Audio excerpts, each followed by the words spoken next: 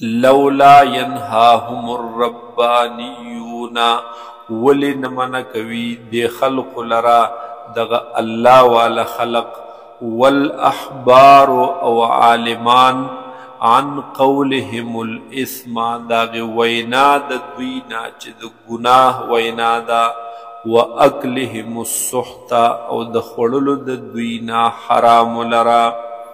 لبئس ما كانوا يصنعون ډیر بد دی هغه خوی او عادت چې کوم دوی اختیار کړي دي وقالت اليهود او ویلو به یهودیانو ید الله مغلوله چې لاس د الله تعالی تړلې شوي دي غلت ایدیهم ودی تړلې شي بند کړلې شي لاس د دوی ولعنو او لعنت کی دی مبتلا شي دوی بما قالوا په سبب د وینا د دوی بل یداه مبسوطتان بلکہ لاس د الله تعالی دی کولاو فراخا ينفق خرج کی الله تعالی کیف یشاء سرنگی چې خوښشي وليزيدن كثيرا منهم او خامخا زیاتیږي ډیر د دوی دا ما خامخا زیاتوي ډیر د دوی لرا ما هغه قرآن انزل الیک من ربک